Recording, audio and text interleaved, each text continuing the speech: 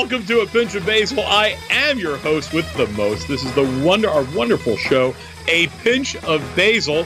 And if you're joining us on Facebook, thank you so much. But don't forget, you can call in anytime at 844-790-8255. That's 844-790-8255. We stream live on Facebook, as you can listen online on americamatters.us and on the TuneIn app. That's right, from your phone or tablet, just search America Matters. You really don't have any excuse whatsoever for not listening, or even watching us. I'm here with my wonderful co-host, Janice Hermson, and of course, we couldn't do this without our great engineer, Craig Moss, who is, ladies and gentlemen, was just recently inducted. Are you ready for this, Janice? Recently inducted to the Nevada Broadcasters Hall of Fame this weekend. He even wore a suit for this occasion. Congratulations, Craig. From the bottom of my heart, this is fantastic. Thank you. It was the first new suit I've ever purchased in my life. That's what I was discussing, the suit. So not so much the Hall of Fame, which is nice, but that you got a suit that even looks good on you is an amazing thing to And me. he's even on the website there, and you'll actually be able to see him. Yeah, how about that? Craig in a suit, ladies and gentlemen, let me tell you that not too many things arouse me. Neither does this, but I just want to let you know that not too many things arouse me. Okay. Just so you know. Hey, Craig, congratulations, brother, with all sincerity, man. That's fantastic. Thank you. Much appreciated, Basil.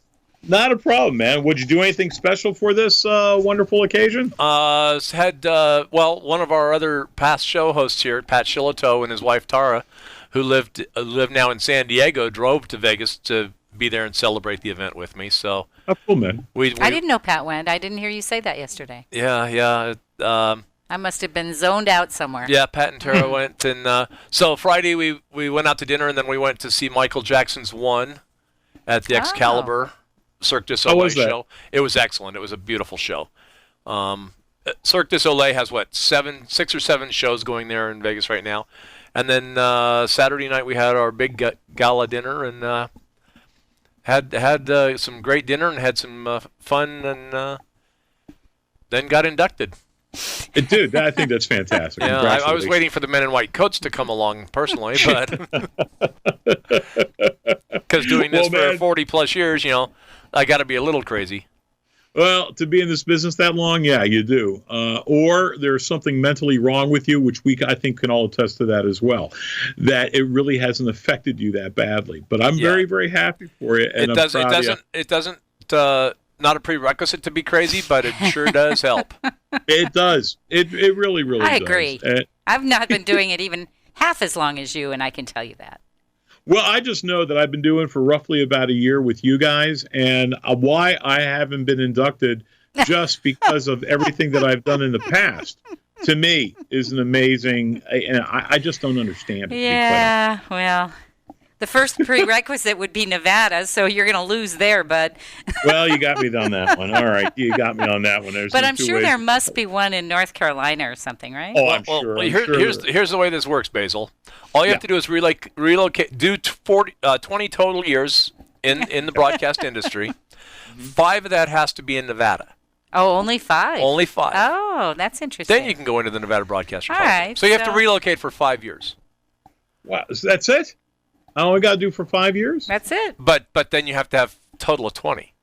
So go get a gig in Facebook land. I know, I just was looking at something here, right?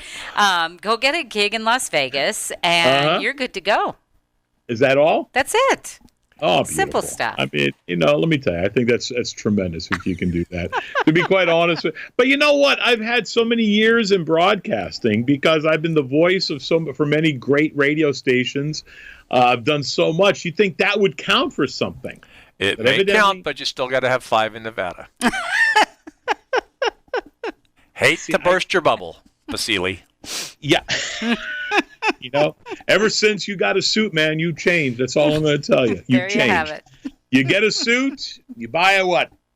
Knowing you, a $75 suit, and then all of a sudden you just change your attitude and you forget the little people who made you who you are.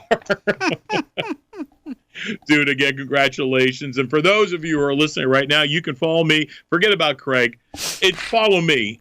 Okay, I have nice suits. Okay, not this. I have like $100 suits just to, I don't want to brag. Okay, then I got you beat by 4 times that. So. Oh my God! All right, listen, folks. You can follow me at Basile Fans, BASILEFANS, on Facebook, on Twitter, and on Instagram. Today we have an awesome guest, Mike Bond. He's the author of that new book that just came out, Janice, Goodbye Paris. Will be joining us in the second half hour of the show. Have you read any of his books before? I have. He wrote Snow, and I'm trying to remember because it's been a while, but yeah, right. I've read a couple of them. He's got, I guess, 8 of them. Best-selling novels. He does, lots. But, a war and human rights journalist, an ecologist, an award-winning poet. A real interesting guy for sure, and to have him on this show is a real big coup for us. And for those of you who are wondering, Basile, where the hell are you going to be? Are you going to be anywhere near us? Well, of course I will. Here are my 2 dates for this upcoming month of September. And by the way, for those of you who are listening right now, I want to wish you, just in case I don't get an opportunity to do it before or later on in this show, I should say, happy Labor Day weekend, and we'll get to that in a second. But our tour dates, Saturday, September 7th, I'll be in Mobile, Alabama at the Annunciation Greek Orthodox Church to help benefit the AHEPA Service Dogs for Warriors program.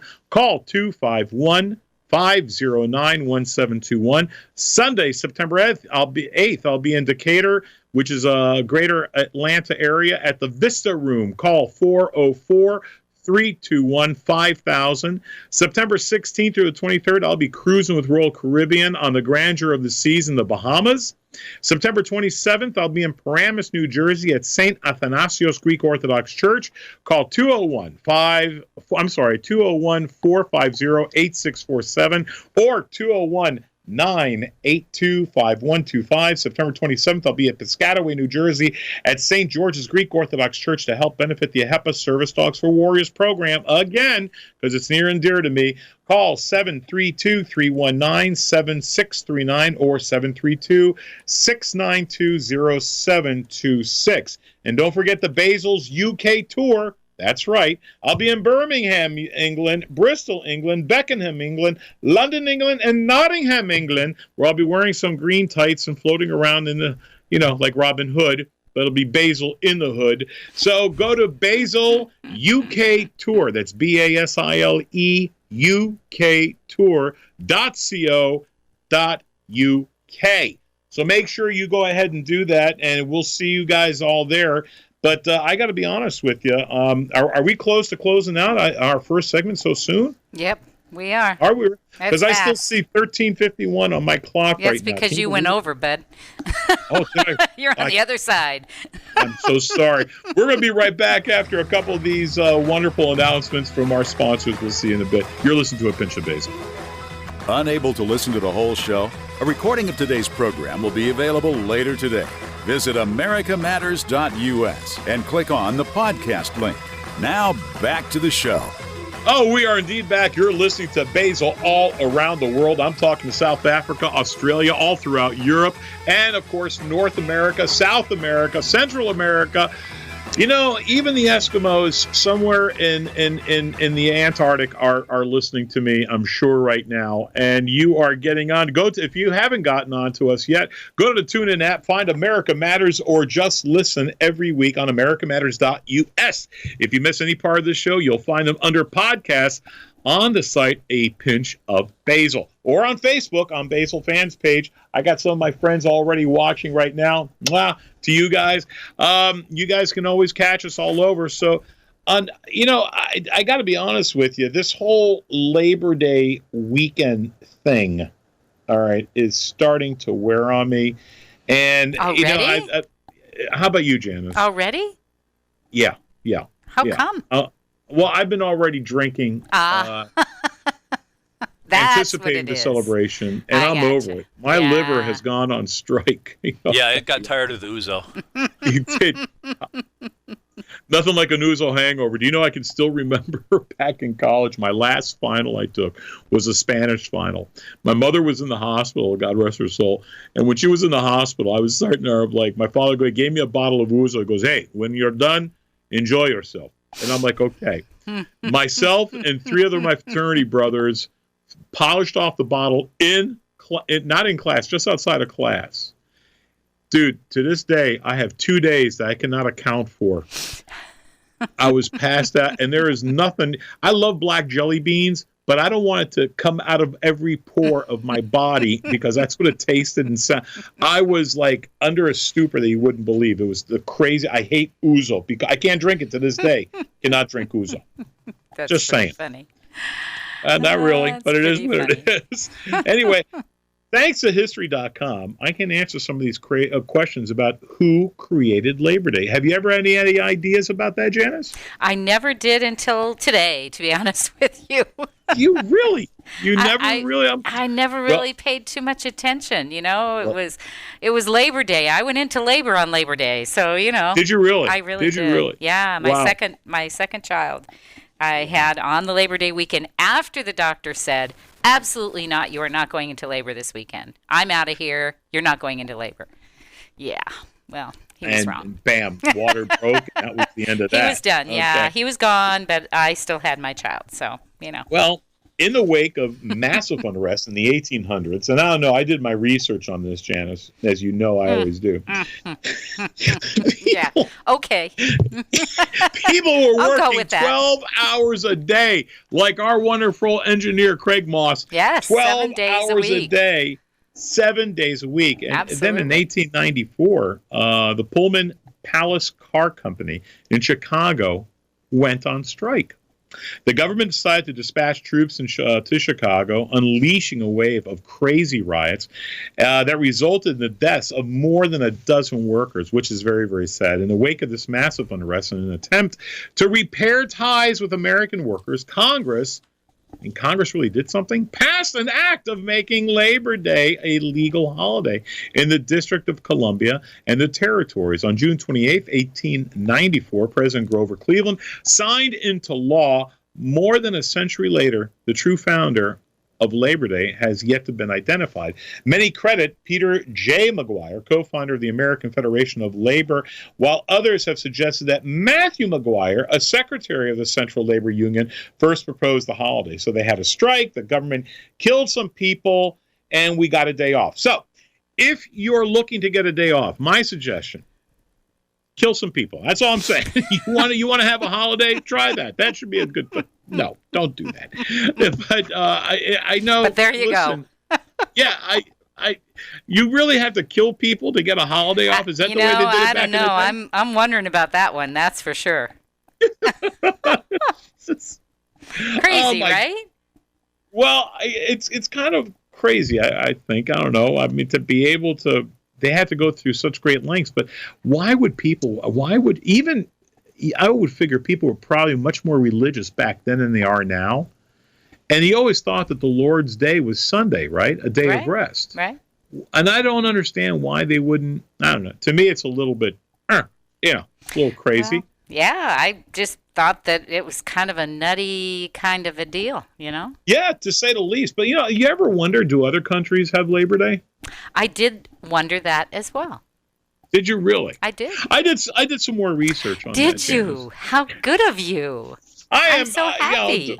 I wish you would do more for this show. And it's sad that I have to labor this way. In such a manner. You say, it really is, because, you evidently don't care who I am. Evidently, no one cares who I am. But there are three hypotheses about oh, shut up. You don't say a word.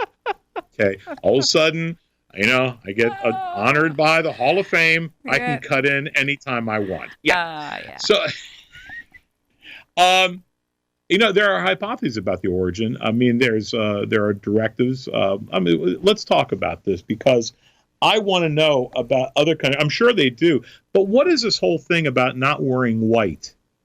You don't want to after know about Labor- the other countries and what they I mean, do they celebrate they Labor do. Day? They call it May Day or International Workers' Day, and they But have I it was- in May.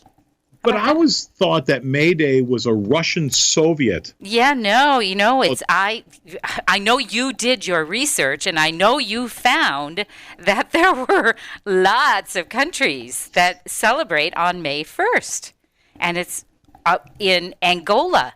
It's recognized as a public holiday and called Workers' Day. Go figure. Wow. Right? In Angola only? No, Ghana, Kenya, Libya, Morocco, Nigeria, South Africa. Come on, lots of places. Canada celebrates in September like we do. Okay. They celebrate the same weekend? Yeah. However, it's the first Monday in September is Canada's official Labor Day, right? Right. However, May Day is marked by unions and leftists. That's easy for me to say. Leftists, yes. It's celebrated on May 1st. May Day is an important day of trade union and community group protest in the province of Quebec. So they apparently aren't happy that they're doing Labor Day or whatever, May Day, right? However, one interesting point that you found is that in... just to carry this out, right? Wise ass. Okay, go ahead. Just want to make sure we give credit where credit is due. Yeah. Okay, go ahead. In New Zealand, workers are among the first in the world to claim the right for an 8-hour working day when in 1840, the carpenter Samuel Parnell won an 8-hour day in Wellington.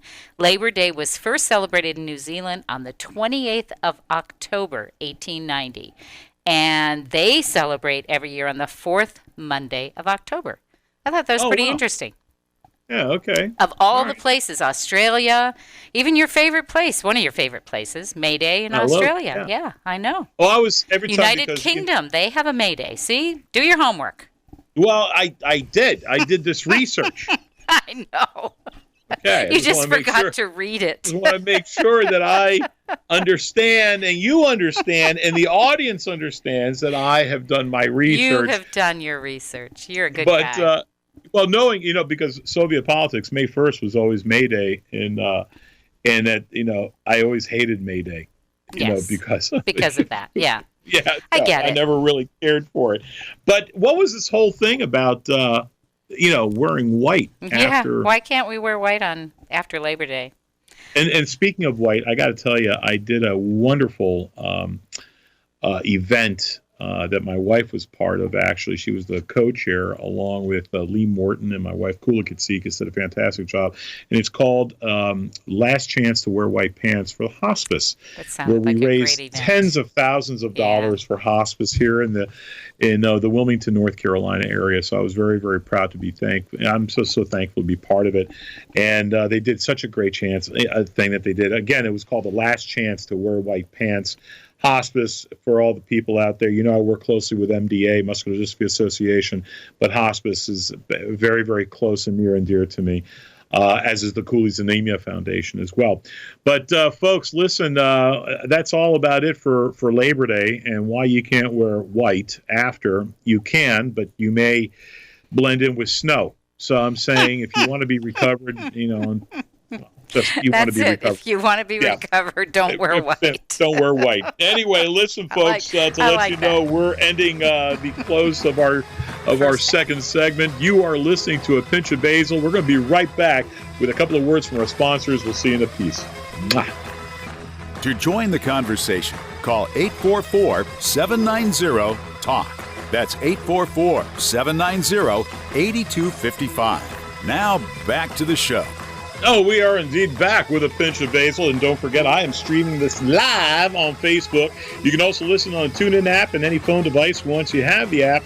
Just search America Matters. If you're on the computer, go to americamatters.us. And we want to hear your comments. So listen, go to my Basile fans page on Facebook. That's BASILEFANS. And if you have any questions for our guests, please give us a call at 844-790-8255. You can also text. Janice, can you tell them that number, please? I will share that with you. That is 775-237-2266. And now it's time for our guest, Mike Bond. Before we go, I got to read a little bit of this because this is just fantastic.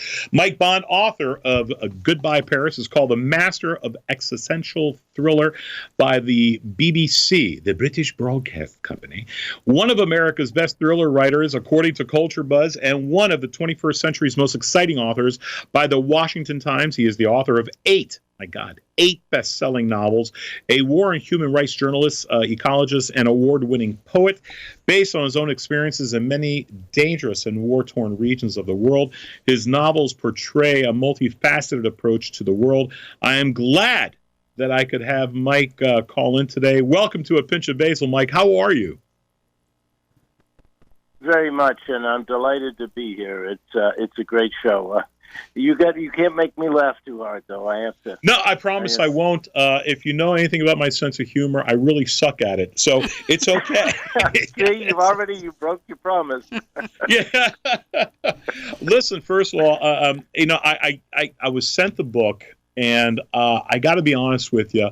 I've heard of you before. I've seen your books before because I do get a chance to anything to do with military espionage, military or espionage, governmental espionage. I love anything like that. I really do. I can't wait to start breaking this down. But I got a couple of things because a lot of people, have characters. Other authors have characters. And you have your main character that you developed. Tell us about Pono. Well, what it is, basically, he started out life, he grew up in Hawaii on the Big Island. He's half Hawaiian. And after 9/11, he, of course, like many of us, looking for something to do productive, he joined Special Forces. But he's also a great surfer. He's now a veteran of the Special Forces. He's not in the Special Forces now, but he still does a lot of work with various agencies of the U.S. government that don't exist, and one of these required that he leave a surfing competition in Tahiti to go to Paris to try to stop a terrorist attack on the Eiffel Tower. So I too love anything to do with intelligence, covert action, stuff like that, as long as it stays in the real and doesn't become imaginary. Yeah, and that's one of the things that, but in this day and age, I don't think anything is possible. Anything is possible out there right now. So, but more before, it's not like the old James Bond days, when you would send anything. You could do stuff remotely now, but I love when you have a real character going in there and handling, especially the bad guys, the terrorists that we're always afraid of. Sure.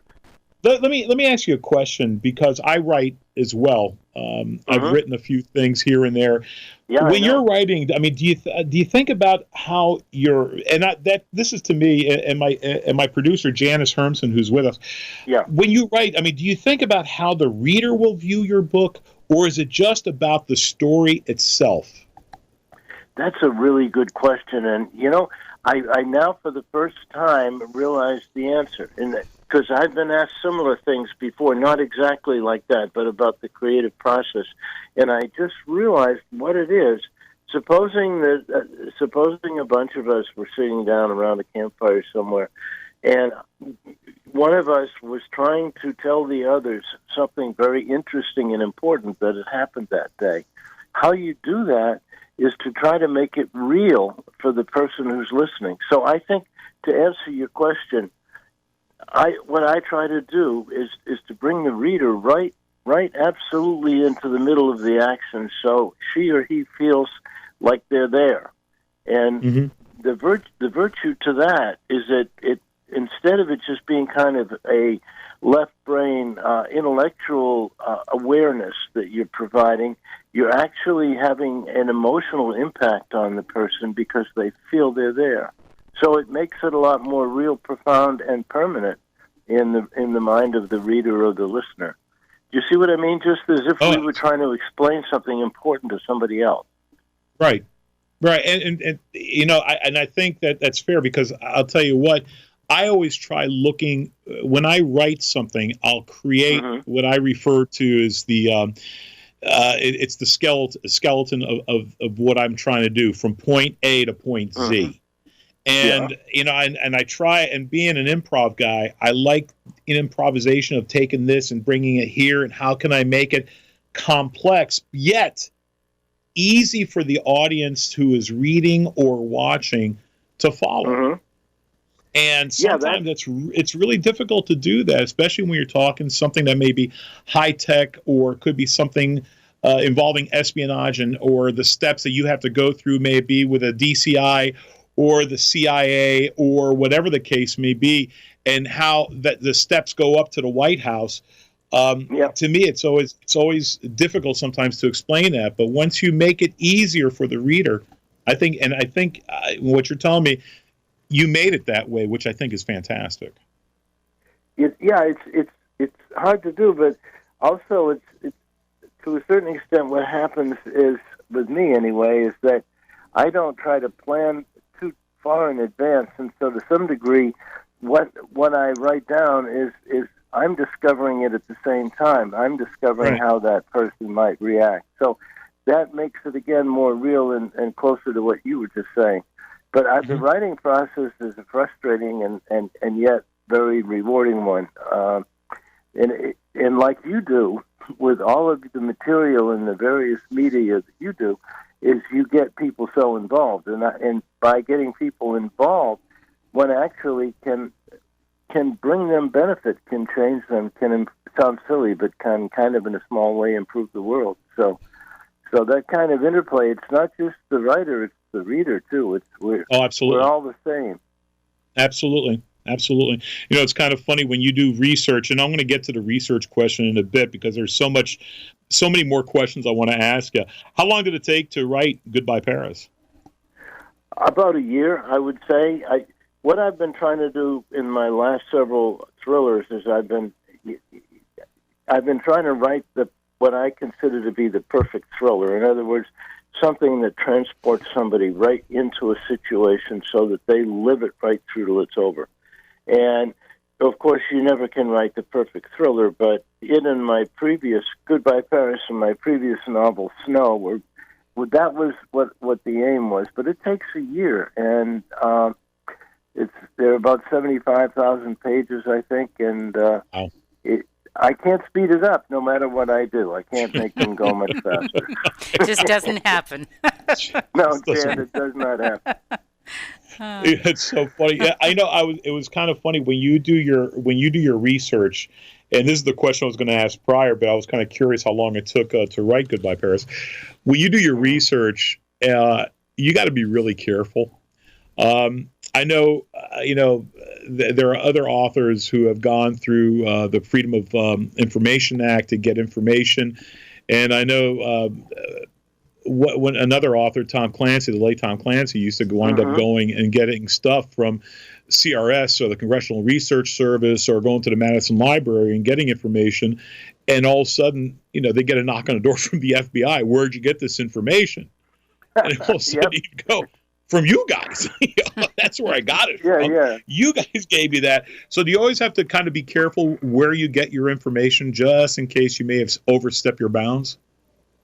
Yeah, well, a lot of the information in my books is basically from my own memory and from being there. I tend to write only about places I've been and situations that I know something about, and so a lot of it is either my personal experience or that of certain friends who've been in the business and whom I trust. So, right.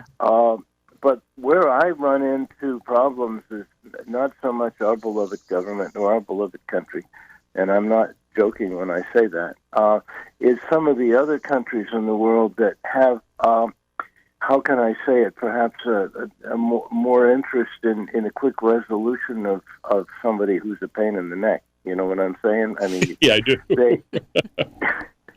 Yeah, there are some governments out there that you really try to avoid messing with, particularly those in the Middle East, because they have long memories and absolutely no scruples.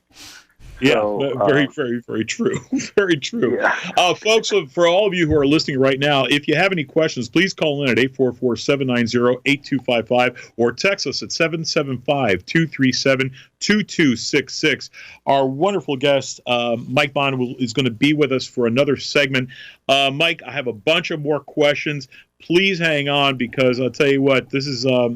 I'm going to keep in touch with you after, because I'm going to send you some of my stuff and tell me if I have a talent, because I might go to jail if I tell you some of the stuff that I've done. Wow. I don't want to even go through that. That's good. Long story. Something worth going to jail for, I tell you. That's going to be good. No, I'm not going anywhere, I promise you. Yeah, okay. Listen, we got to go ahead and do that sponsor thing. We're going to be right back. If you have any questions, like I said, give us a call, 844-790-8255, or text us 775-237-2266. You are listening to A Pinch of Basil. Stay tuned. We'll be right back. Are you shy and don't want to talk on the air? Text us your questions or comments to 775-237-2266. Now back to the show. So glad you can join us back on A Pinch of Basil. We've been having some fun. We're here with my very special guest. I got to tell you, Mike Bond, wonderful to talk with him off air and even more so on air.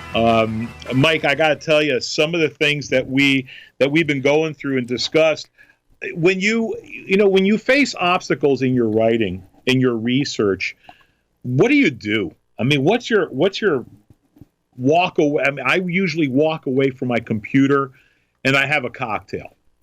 Mm-hmm, but the thing is, I've been drinking so damn much, my liver's about ready to fall out of my ear. So you got to tell me, what do you do when you come up to any type of obstacles? Well, that's a good question. You know, it's funny that you were mentioning about a cocktail, because when I was asked recently about the first of the Pono Hawkins novels, this is the third one, Goodbye Paris. But the first one, somebody asked me, what led you to come up with this story? And I said, well, one night my wife and I had finished dinner, and I was watching up the movie, the Dirty Dishes, and listening to AC/DC, and sat down and had a gin and tonic, and this guy, Pono Hawkins, just jumped into my head and said, write about me. But so that's kind of a facetious one, without the gin and tonic, maybe he wouldn't have jumped in. But I think that what I try to do, and I fail at this, I have to say, Basil, I'm not good at it, is to, as you say, walk away or try to find another piece of the task that's easier to deal with. One of the things that I say in Goodbye Paris, that it's standard kind of operational lore, that when you're trying to deal with a very complex problem, like a bunch of terrorists that you can't find who are about to blow up the Eiffel Tower, when you're trying to do that, you try to find some tiny thread that you can pull on that leads to something else, and you keep pulling until pretty soon you get a big piece. But in the case of Goodbye Paris, every thread that he pulled on just broke off. But again, to respond directly to your question, I what I should do most of the time is try to find another aspect of what I'm working on and go to work on that.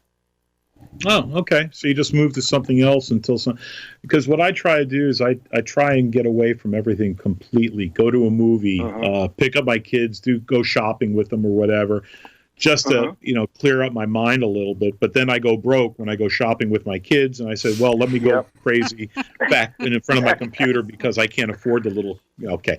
Anyway. Yeah. I understand. Yeah. Yeah. Okay. Let me ask you, how do you compare this project with some of the other novels that you've done? Well, this one, because it's a series, it's a little more different. And what happens is you get to know the character. The character grows and changes. He's now been in books spanning 8 different years. And when the first book he had just got finished as a veteran, and also been in jail twice. But now he's been out for 8 years and doing a lot of covert work for the agency and other groups. But so that's the virtue to this, is that the characters grow. As far as single novels, which is what my other 6 novels are, they're fun too, because you can get into something specific. Like I had been involved in East Africa in work against the elephant poachers, and so it was wonderful to be able to write about just hunting the poachers, which is what we were doing.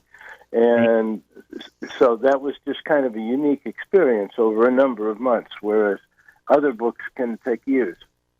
So this is different in that regard. I guess that's what I want to say. When you write, you said you have your friends say, are there other authors? I mean, I mentioned Tom Clancy earlier because that's probably my first reading, and with Clancy it was always a little bit different, and everyone has their own approach. With Clancy, it was this 1/3 of it was the setup. The second third, it was the setup, and sometimes it was a little like, oh God, this is really dragging. Then all of a sudden you have some resolution to what's going on. Then all of a sudden this big powder keg. Do you sit and have any of your friends who are authors influenced you in any way to write the way you write today? That's a really good question, and the answer would be no. And I don't really have many friends that are authors. Most of my friends are military. Okay. And they what they're interested in is reality. Is this is this bull, or are you giving us a real story? And so yeah. But anyway, I really don't know. I don't know many other authors, hardly at all. I'm kind of a loner, and I out of the country a lot. So I don't go to authors' conferences or anything like that. So I'm helpless in that regard. I'm no good. I have no decent answer to your question. But I do tell you one thing, that having military friends and veterans is immensely rewarding, and nobody lets you get away with anything. Oh, that's probably good. Yeah, very good. Makes it good for the reader, at least, right? Sure. Yeah. I'm passionate, Janice. I'm passionate about putting the reader in a real situation, not a made-up situation, not a fantasy situation. But in many cases, many of my books are about sections of my life where I did precisely what's in the book, and in some of the nastiest places in the world. So I try to write about that because it's real. Do you think that there are misconceptions about your book, that people think that it's not real? Occasionally, you get a kind of a smarmy review from somebody, right. But I've had we all get nasty ones, but I don't think Basile ever has gotten a bad review. You're just too I haven't. funny. To be quite honest with you, everyone loves me, so I don't know about all you other people who are listening right now. Oh, Basile, you don't want to go there.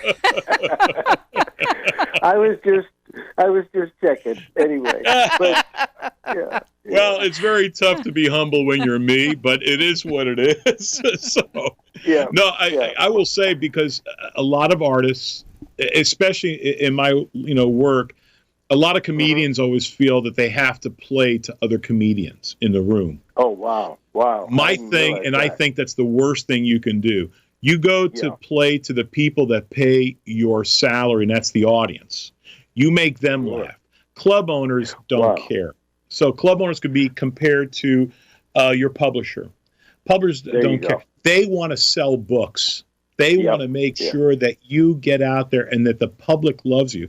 What other people may think about you, you would love to have their respect. But if they don't, I'm not going to lose sleep overnight. That's really, I'm sorry, go ahead. No, I was going to say, and that's good when what are you going to do? You can't make everyone happy, and listen, the last people I listen to are is the people who are reviewing me. Your producer. Yeah. Wow. I I'd like to turn the tables on you, Basile, just a little bit. What is the difference in your mind between comedy that works, I mean, say a short routine or however you wish to perceive it, and that doesn't work? What makes good? It's a question I've asked a billion times. What makes good comedy? Well, first of all, this is the Pinch of Basile show. I ask the damn questions, Mike. That's number one. I'm sorry. Okay. Gosh darn it. Why don't you ask me what I think about that? You know what? To be honest with you, you have an idea and or a concept, and something will hit you funny. I sit there and I see things that make me laugh. Now, my problem is, how do I actually get that same image or my idea without the crickets blaring in the back from Craig Moss, our wonderful engineer, Hall of Fame, by the way, just with a brand new suit. Anyway, the thing is, what you do is you try it out, and you put that one bit, that new bit, and maybe it's 2 lines or maybe even 3 lines, 3 sentences that you throw out there. You try and put it between 2 strong bits. So if it does sink, you at least got backup with the bit that you're going to follow up with. Okay. Interesting. So, and that's what I try to do. When I do a joke, I'm very character driven. So it's not so much exactly what I say, it's how I say it. There's a cadence to it. So there's a cadence to it. You're following the story. Sometimes, I have God, bless me with a voice that can inflect and do break into various character voices.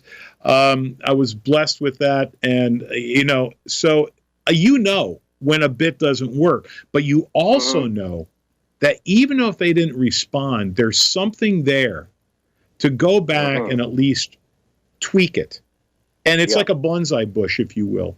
A tweak here, a tweak there, a little spin here, a little nip there, and a little tuck there, and hopefully you come up with that perfect that line, that joke, as it were. Mike, I hope one day that we get a chance to meet. You are probably one of the best guests that we've had, and I can't wait to read your book tonight. And I want to thank you from the bottom of my heart for coming on to our show, and I hope you'll be back. I would love to be back, and I promise to be a better question answerer the next time. You were fantastic. And Mike, I'm hoping that you're going to be able to come on What's the Story too. So I'm trying to get that booked. I would love to, Jen. All right. You guys Thank keep you me so posted. much. You guys take care, and don't stop laughing ever. No, we'll try not to. Thank you so much, Mike Bond. Ladies and gentlemen, reminders, don't forget to listen every week on Tuesdays from 6 to 7 New York City time. That's Eastern Standard Time. We can be heard all over the world at AmericaMatters.us. If you're using a TuneIn app, just search America Matters and be sure to keep us on one of your favorites. Questions and comments, go to Basile Fans on Facebook, Instagram, or Twitter, and give me a call at 844-790-8255. You have been listening to a wonderful show on A Pinch of Basile.